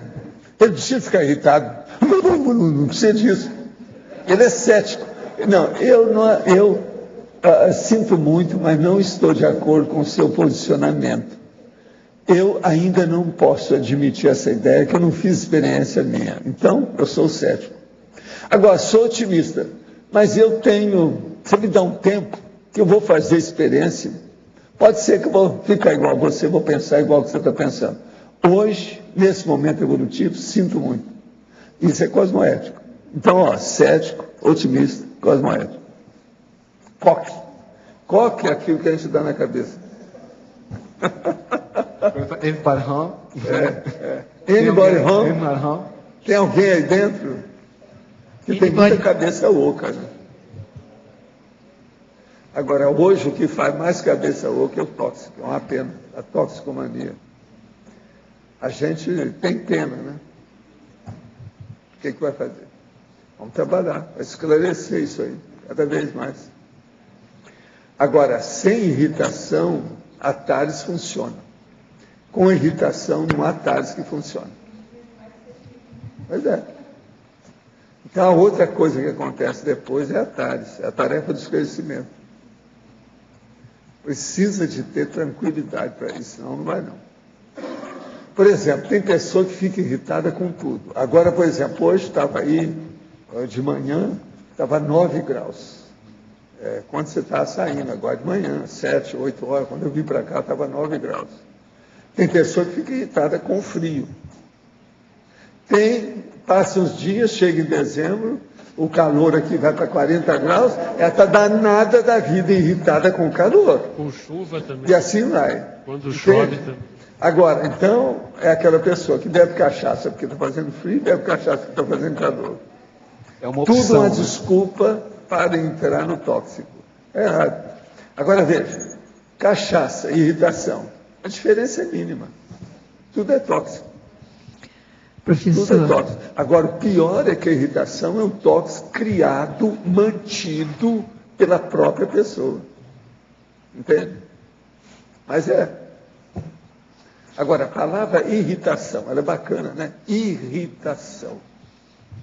Pensa nisso. É muita gente irritada pelo mundo afora. Por quê? Uma vida tão boa, nós estamos vivendo uma vida de fartura. Por exemplo, aqui, isso aqui é um paraíso. Eu estava olhando aí, que tem uma revista da TAM, estava olhando aqui hoje, que está falando sobre as capitais, que são as que têm mais árvore, mais arborizada. Então, Goiânia, etc., vários lugares, só capitais. Não tem Foz do Iguaçu. Mas eu acho que é difícil arranjar uma cidade igual a Foz. Porque aqui tem mata, aqui não tem árvore. Tem floresta dentro da cidade. Agora veja, um ambiente desse verde é verde o ano inteiro. Eu nunca vi isso aqui seco. Vamos tentar pensar sobre isso. Por que ficar irritado num lugar desse? A gente mora, vocês querendo ou não, mesmo aqueles que não gostam de jardim, vocês moram no jardim. Vocês saem de casa, está passando debaixo de árvore, todo lado, a maior parte das ruas aqui, tem galho em cima, olhando você. Tem passarinho lá, de olho, no galho, olhando você passar. Todo mundo aqui mexe com árvore, o ano inteiro. Não tem jeito de viver aqui sem árvore, sem verde. Isso é o máximo. Professor. Por que ficar irritado? Tem alguns especialistas em comportamento e na relação do coach até que eles alegam que grande parte da irritação está ligada à questão do controle e a pessoa ter expectativa de que algo vai acontecer. Então aquilo não acontece e ela se irrita. Ela acha que tem controle sobre a vida. Pois é, o tem processo controle da sobre as coisas. injustiça, ela fala que é injusto. Entendeu? Ela está querendo que tudo siga de acordo com a ideia dela. Isso. Ela quer mandar no cosmos. Isso. Então você manda ela para aquele lugar, ou seja, para a holoteca, para ela poder estudar. Então ela sai Você não fica irritado. Você não está chamando nada da mãe da pessoa de modo algum. Você está falando para ela ir estudar. Vai pesquisar, que não é bem. Sua abordagem não é ideal, tem coisa melhor. E aí essa questão que o senhor fala do maxi-mecanismo ajuda muito, Que eu lembro até um caso que o Hernandes contou, que ele teve uma viagem que ele foi para o Nordeste, ele teve que passar em Brasília. Aí ele foi, chegou lá, ele acabou escando uma Consciex, e lá no curso do ECP2 acabou aparecendo por que ele foi para Brasília. Foi até um desvio de rota, que ele não precisava ter ido para lá. A pessoa às vezes fura um pneu, ela vai num borracheiro, chega lá, tem uma assistência, tem uma Consciex, tem alguma coisa. Eu comecei a enxergar algumas coisas dessa maneira. Às vezes nós pegamos voo, tinha que parar em Curitiba, ficar 1h30. Aí a gente estava no aeroporto, podia estar irritado, fiquei observando as pessoas. Percebi uma mulher chorando, procurei jogar energia, percebi o que estava acontecendo, um outro irritado. Então, quando a gente começa a perceber o porquê desses desvios, desses pequenos percalços, a gente começa, como o senhor fala, a se colocar Agora, como um mini peça. O pior do processo da irritação, Jorge, é que com o tempo cria o acidente de percurso. Acidente de percurso e aquilo vai piorando. Pode chegar numa marca PK. Muita gente morre por causa disso. Tudo começou por causa da irritação. Isso aí é seríssimo. Uma pessoa irritada, por exemplo, vamos supor, o rapaz brigou com a namorada e pega o carro. Isso é um perigo. Toda vez que uma pessoa brigou com a namorada, ou houve alguma coisa, ou a namorada brigou com o rapaz, não deve dirigir. Isso é pior do que bêbado. É muito acidente de morte que acontece por causa disso. Professor? A pessoa não vê. Os filmes americanos gostam muito de mostrar isso. Está o cara lá, tem um negócio que sai, daí a pouco acabou. Entende? Caiu numa ribanceira ou qualquer coisa. Assim, eles vão, a trama toda é a partir daquilo. Isso tem dezenas de filmes. Ontem, aqui em Foz, o rapaz ficou irritado que a menina terminou com ele tacou fogo na menina. Você viu? Incendiou a menina, tacou fogo nela. Olha o nível que agora, chegou a irritação. o trânsito é a irritaciolândia. É muita gente irritada no trânsito. Aqui em Foz não é tanto, mas vai a São Paulo. Vai ao Rio. Conforme a hora. Aqui até que não é tanto. E outra coisa, os motoristas aqui não são tão bons, né? Está sendo bonzinho. Mas o senhor... Eles estão começando a melhorar ultimamente, agora estão falando muito nisso. O senhor concorda com essa linha de raciocínio, a questão da expectativa e do controle de quem se sente frustrado? Eu acho, mas o problema não é esse não. A maioria mesmo, a pessoa é irritada porque ela quer fazer o mundo ao modo dela. E o mundo não é desse jeito, ela fica danada da vida. Isso não é falta de reflexão. Então é um processo egóico, bobo, primário. Irritação, gente, é uma das coisas mais primárias, animais e subhumanas que tem. Agora, o pior é a hora que você vê uma pessoa culta, viajada, com PhD de tudo quanto é jeito, que tem grande liderança em certas coisas, e ela fica irritada porque a moça foi servir um café e caiu um pouco na roupa da pessoa, e ele sobe pelas paredes. Isso aí ainda tem pena. Agora, a gente vê muito isso, inclusive, no meio de indústria, de comércio, no processo, por exemplo, dos servidores públicos em repartição. Esses 3 lugares são onde a gente vê mais isso. Então, aquela pessoa que faz um banzé de cuia. Hoje o nome é barraco. Então, ela monta um barraco. Isso aí é que dá pena. Professor? Porque, às vezes, é uma pessoa de idade, ele não aprendeu nada, ele não viu o essencial. Faltou estudo. Quer dizer, não adianta a pessoa ter um monte de diploma. Isso não quer dizer nada. Eu quero ver como é que ela vive, como é que ela reage. Isso é seríssimo. Então, a irritação é uma unidade de medida do nível evolutivo das pessoas. Se vocês pensarem assim, tudo muda. Agora, a maioria, eu garanto, vocês nunca pensaram nisso desse jeito que eu estou falando.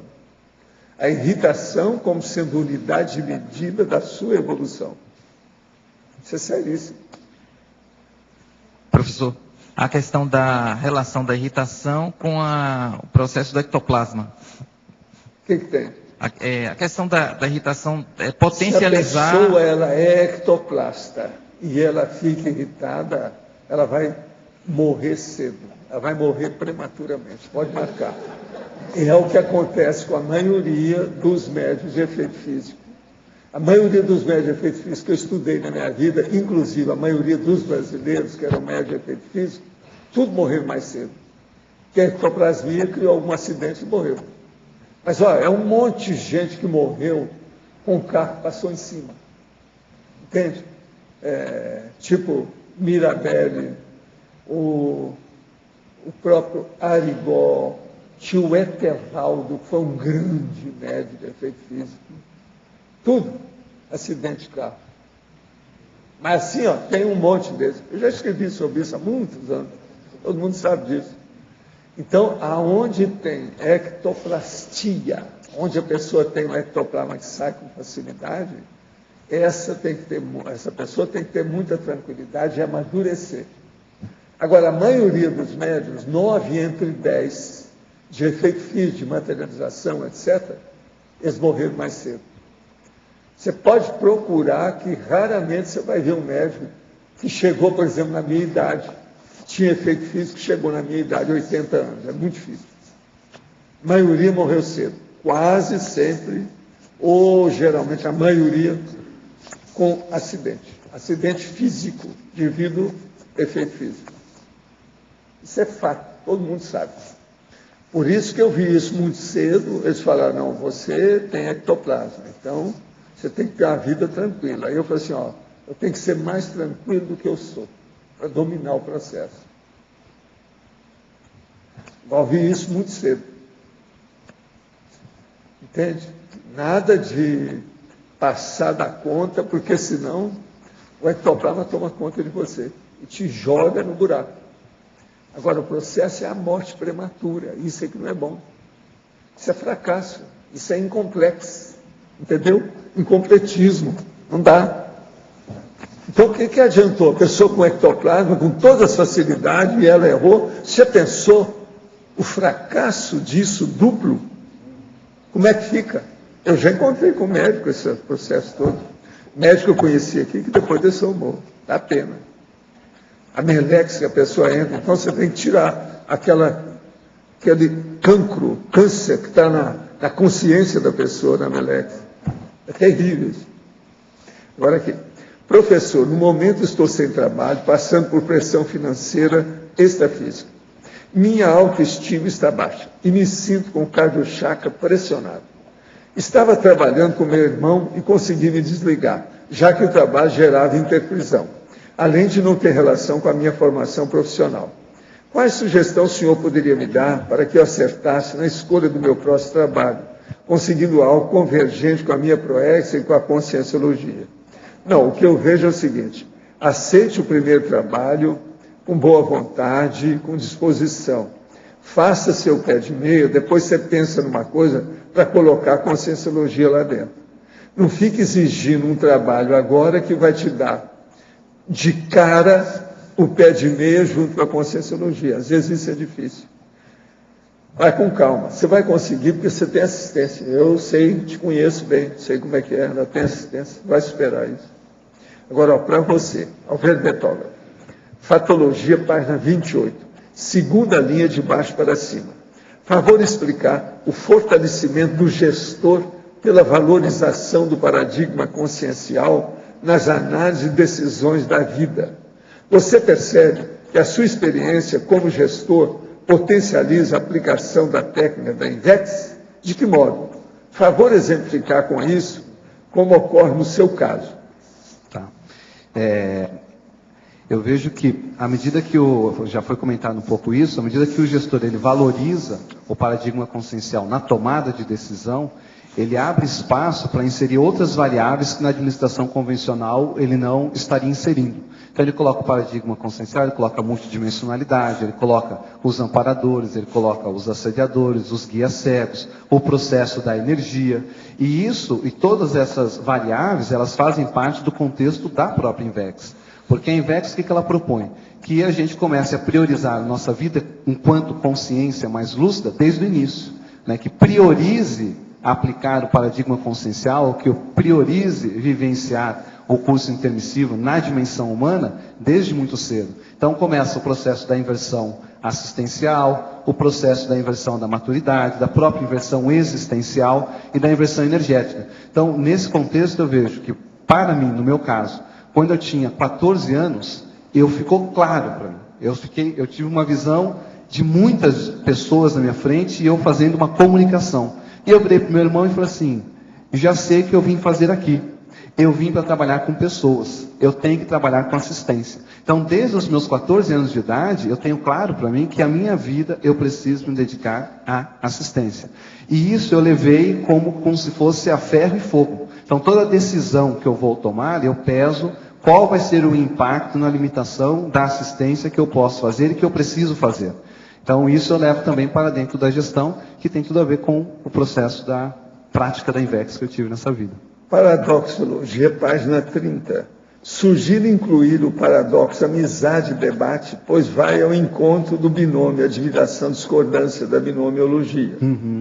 Na sua experiência de gestor, poderia enumerar as principais disciplinas a serem estudadas e vivenciadas pelo gestor de C para fazer um bom trabalho? Quando você assumiu a coordenação geral do IPC, já praticava a técnica da TENEPS? Que diferença você percebeu na administração dos trabalhos da IC quando passou a aplicar a TENEPS? Você passou a compreender mais os seus liderados?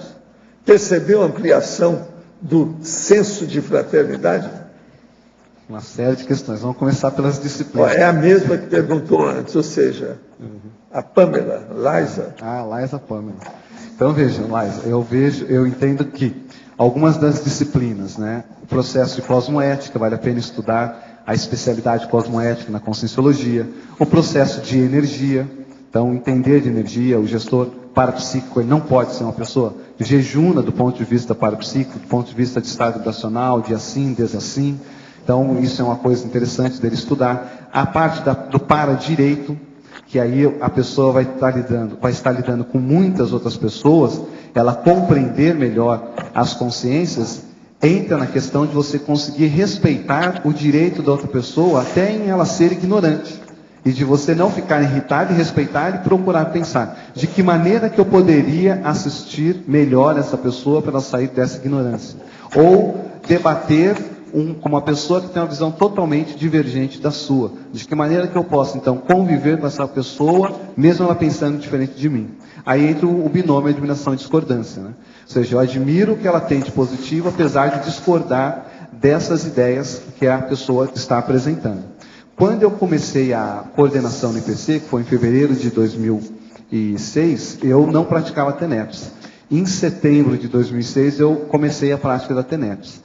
A TENEPS, eu digo, e hoje está muito mais claro para mim, ela é muito enriquecedora para o gestor parapsíquico. Ela faz um diferencial que é assim, descomunal. Porque na TENEPS, muitas das questões que você está vivenciando, das necessidades de decisões que você tem que tomar, ali naquele estreitamento de convívio com os amparadores, vem a inspiração. Você sente que o processo foi desassediado, você pensa naquilo, aquela energia antagônica que existia, ela não existe mais. Você consegue ter inspiração antecipando possíveis problemas que possam vir a acontecer. Então, a TENEPS ela é muito enriquecedora no sentido de estratégia evolutiva para buscar manter a sanidade do grupo. Então, à medida que o praticante ele vai se desenvolvendo, ele vai tendo mais autoconfiança nessas parapercepções, ele vai antecipando algumas ações. Até o ponto dele tomar uma decisão onde todo o grupo está pensando de um jeito e ele toma uma decisão contrária ao grupo. Mas aquilo vem com uma certeza íntima, às vezes por causa da própria inspiração na TENEPS, às vezes pela inspiração dos amparadores na hora. E aí o tempo ele funciona como um juiz na vida do gestor. Ou seja, o tempo ele vai mostrar os fatos, ou seja, para onde que caminharam isso. Professor, tenho tido sinais de vivências extrafísicas que apontam um novo caminho, uma nova linha de atuação em minha carreira profissional. Contudo, tenho grande facilidade de identificar os problemas e pouca habilidade em achar as soluções. Como posso tirar partido dos fatos e parafatos em prol de melhores soluções? Pode comentar? Não, o que falta aí para você é organização. A primeira coisa, você tem que estabelecer roteiros gráficos, anotados, registrados, escritos. Ponha no papel qual o roteiro que você deve seguir.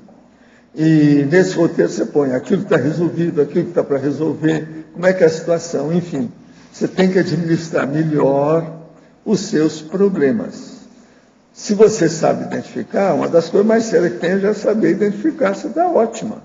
Agora, a solução tem que trabalhar sem parar naquilo, pensar no assunto e levar para frente. Para isso eu preciso de organização. Por quê?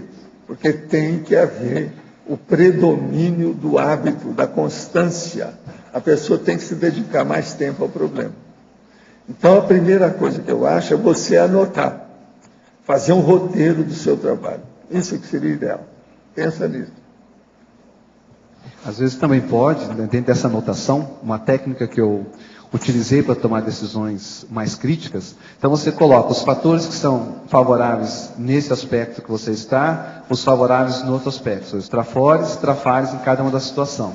Aí você olha para a vida como sendo um grande cenário evolutivo, aonde você pode pegar esse cenário A, colocar como se fosse uma matriz e ver, ele acelera a minha evolução, ele agiliza os meus trafores, ou ele fortalece os meus trafares e dificulta a minha evolução. Pega o outro cenário que você está ponderando, coloca ali dentro do seu contexto e vê. E isso também pode deixar mais claro para você qual é o fator ou a decisão que você deve tomar. E tem um custo, que é o roteiro, né? E vai ter um custo nisso. Você está falando, são os ingredientes do roteiro. Tem que pôr isso tudo lá. Tá certo. Pode falar. 30. Página 30, Sindromologia. Podia falar a evitação da síndrome de Swedenborg com relação ao seu verbete?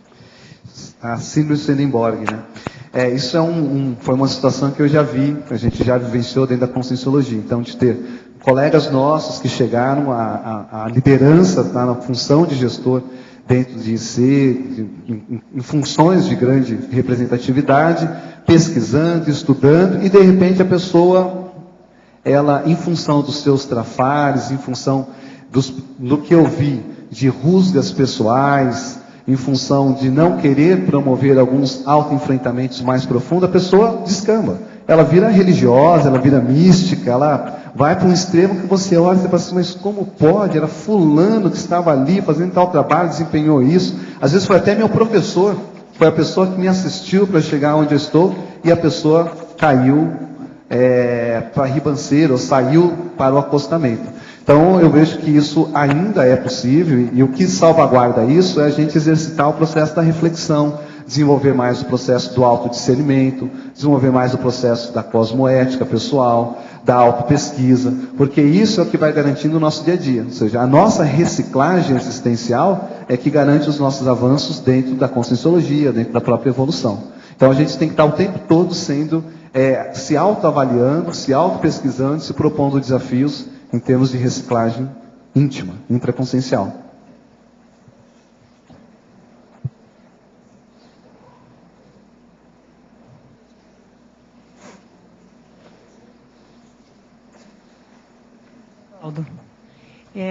Eu gostaria de questionar um pouquinho mais, pensando em algumas consciências que eu conheço, que são assim, pessoas extremamente inteligentes, muito bem dotadas de inteligência, mas elas não conseguem conversar quase sempre, sem se irritar.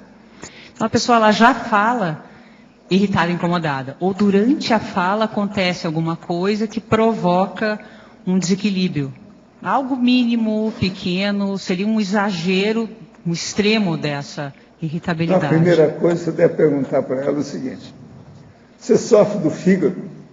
Você tem alguma doença, quer dizer, hepatopatia, alguma coisa hepática? Por exemplo, se amanhece com a boca amarga, a primeira coisa que você tem para saber por quê. Se tem um processo físico, se há um problema hepático, às vezes a pessoa fica irritada mesmo por um processo orgânico. Isso, às vezes, então, é uma doença física, somática, séria. Aí é pior. Sim. No caso dessa consciência, ela já é a linha do grupo. O pai, o avô, o bisavô, já a linha toda é assim. São pessoas então, que ali conversam. Ela foi criada num ambiente paratosférico. Sim. Ela aprendeu a residência, dessa forma. o lar, a doméstica, o processo é paratosférico. Então ela foi mal criada. Sim. Isso é outra coisa. Agora, ela não tem inteligência. Tem de sobra. A inteligência é medíocre. Você não pode falar que ela seja uma pessoa de grande inteligência. Não é, seja quem for. É um bicho. Um bicho desse jeito não pode ter uma reação de alta expressão no micro-universo consciencial. Não dá. Não dá para ponderar. Se a pessoa fica irritada por daqui aquela palha, uma bobaginha, ela muda. Então, a gente tem que ver, em primeiro lugar, talvez, é o processo da hepatopatia. Hepatopatia. Entende? Ok. A pessoa já está intoxicada. São pessoas que uma têm outra padrão. coisa é o seguinte, se uma pessoa de idade, você pergunta para ela assim, o senhor sofre de constipação intestinal? Se ele sofre, você tem que dar um jeito. Sim. Aí ele vive irritado. É literalmente enfesado, né? É. Uma pessoa que não vai ao troninho, ele não se sente bem, porque deixou o reinado dele. Ele fica irritado, entendeu? O troninho é a base da vida tranquila, a vida otimista, a vida alegre. A pessoa tem que sair do banheiro bem, Sim. tranquila, senão não dá certo. E são pessoas que Agora, sofrem. o que eu acho muito engraçado é como é que o povo é irritado com essas coisas. Quando eu comecei a falar mais de banheiro aqui de propósito, né, porque eu vi que cria problema, é muita gente que reclamou. Você tem mania de banheiro? Assim, isso deve estar pegando você. Vamos examinar por que você está achando ruim. O negócio é sério. Sim. Mas alguns acharam bom, né? A hora que eu falei do tipo de banheiro que deve ter, por quê, o que se faz, o que é o banho atlético e tal. O povo gostou. Agora, mas uma boa parte ficou danado da vida. Dá pena porque são pessoas que sofrem muito. A pessoa não consegue expor, ela tem um padrão de comunicação mínimo, porque ela não consegue expor e fazer a virada. Lá vejam a pena. Tem que conversar. Okay. Conversa na intimidade, que às vezes você vai ajudar muita pessoa. Isso aí é fácil. Mas, o Marcelo, parabéns a você. Eu espero mais 200 verbetes daqui para frente, com a Kate Blanket. Né? Tá certo? Próximos comerciais, por favor. Obrigada. As pontuações da tertúlia de hoje foram 66 assinaturas no livro de presença, 25 perguntas presenciais e 12 perguntas respondidas online. Hoje temos 4 recados. Igor, curso AMI, Belo Horizonte.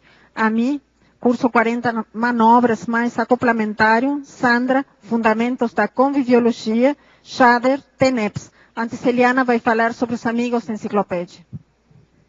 Boa tarde. No próximo domingo, o programa Amigos vai fazer o seu sorteio mensal. Seria o sorteio de maio. Então, dia 10 de junho, vai ser sorteado aos amigos da enciclopédia, que estão com a sua assinatura vigente em dia, uma vaga no curso Consim Cobaia, da Conscius, um livro e um prêmio especial, uma vaga na primeira jornada internacional de conscienciometrologia, que acontece agora de 6 a 8 de julho de 2012. Então, amigos, estejam atentos.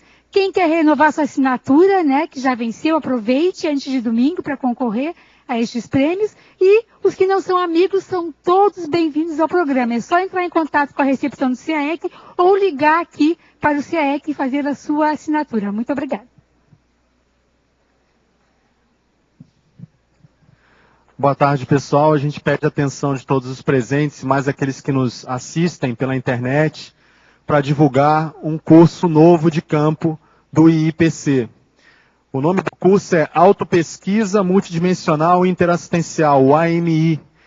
Esse curso consiste, a gente já teve 2 turmas, estamos indo para a 3ª turma em Belo Horizonte, nos dias 20, 21 e 22 de julho, mês que vem, daqui a mais ou menos um mês e meio. E esse curso consiste num curso de imersão em hotel, em que nós trabalhamos dinâmicas parapsíquicas além dos campos de sábado e domingo. Nos campos bioenergéticos, nós trabalhamos a técnica, né, o professor Epicom, no caso desta turma, o professor Frederico Ganin, será o Epicom, vai trabalhar a técnica do arco voltaico, crânio chacral, em todos os alunos e a pessoa poderá ter um feedback.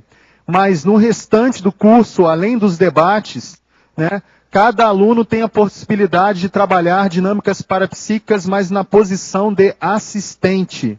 Isso significa o quê? Nós estamos priorizando dentro do Instituto o incentivo que a pessoa assuma cada vez mais a posição de assistente frente a assistido. Então, todas as pessoas do curso, literalmente, trabalham energia o tempo todo, fazendo assistência com 3 temáticas extremamente importantes, que é a ProEx, bioenergias e amparadores. Então, convidamos todos aqueles interessados a participar para entrar em contato com o IIPC. Aqui em Foz, nós temos o contato dos professores Guilherme Kunz e Cristina Vincentim, ou o interessado também pode contactar o Centro Educacional de Belo Horizonte, o IPC Belo Horizonte, cujo telefone é 031 3222 0056.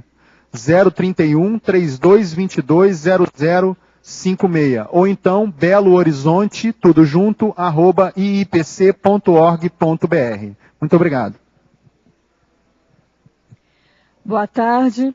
O meu convite é para que você venha aproveitar o feriado de julho, as férias de julho, para fazer uma visita aqui a Foz do Iguaçu e participar do curso 40 Manobras Energéticas.